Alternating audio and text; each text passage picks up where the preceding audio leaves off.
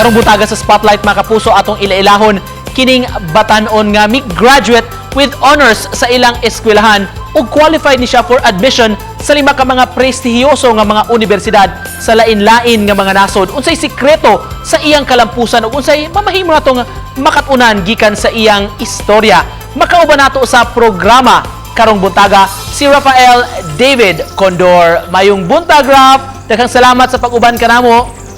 Welcome sa GMA Regional TV Live. Kumusta karong buntaga? Okay na kayo, Sir Nix. Thank you for having me.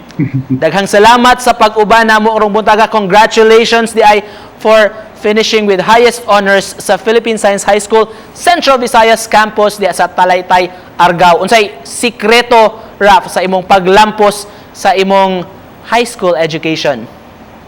Para nako, kuha na, hard work, persistence, and perseverance. Dili mo give up if na yung mga failures gamay and to keep on studying.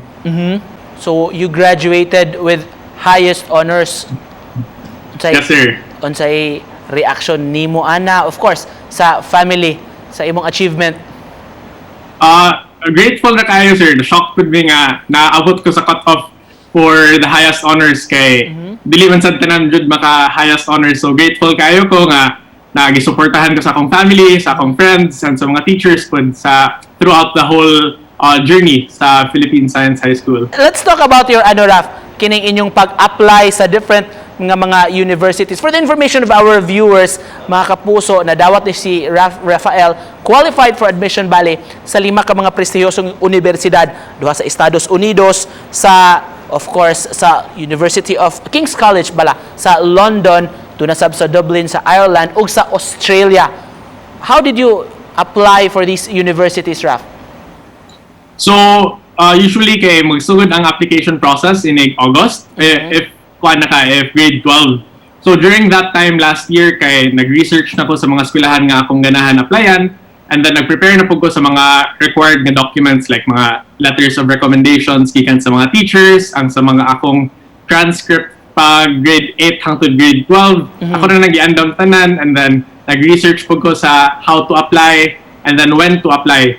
So sa lima ka eskwelahan, University of California, University of Massachusetts, University of Sydney, King's College London ug sa Trinity College sa Dublin, asa may plano nimo, Raf, asa man kamo eskwela? For now kay I'm leaning towards University of California in Berkeley, studying bioengineering.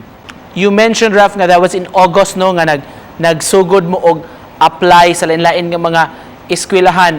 Kamo ra to nga mga estudyante nag-apply or do nag-recommendation gikan sa eskwelahan unsa may basihanan kung asa mo nga eskwelahan mo apply?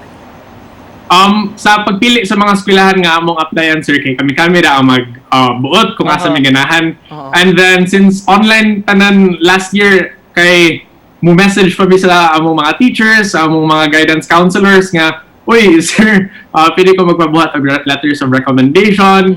So mag-follow up din nila through messenger or through email nila. And then magtawagan na may para makaplano may kung unsaon ang pag-submit sa application. Usually, duha na kabuk types of scholarship nga ipanghatag sa universities.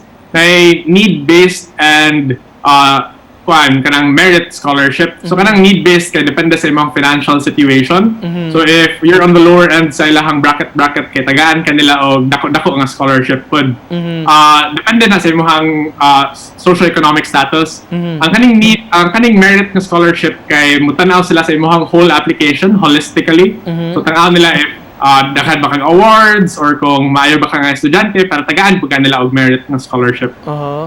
Unsay plano nimo, Raf? You study there sa US, man adto na kamo trabaho dito or you have any plans mo balik diri sa Pilipinas? Sa initial plano na ko, sir, kay mo study ko dito for 4 or 5 years and then mo suway ko trabaho dito for like 2 years and then after that kay mo balik na rin ko here sa Philippines para maka-share po ko sa akong mga nakatunan dito and sa akong experiences dito here sa mga fellow Filipinos. Finally, to cap this off, gusto na kay buot nga i-share nga mensahe, mga advice gihapon sa atong mga kaigsuonan diha labi nato sa atong mga estudyante nga nagtan-aw karon unsay sikreto sa imong kalampusan nga gusto nimo nga i-share kanila unsa man ni Raf? I encourage you to dream big and to discover your passion. Kay maka-reach nyo ka sa imong dreams if ever you believe in it. So I challenge each and every one of you to continue to learn and to never stop learning. Daghan kayong salamat sa pag-uban kanamo karong buntaga. Makapuso si Rafael David Condor. Salamat, Raf. Congratulations nimo. Thank you, Sir Nico.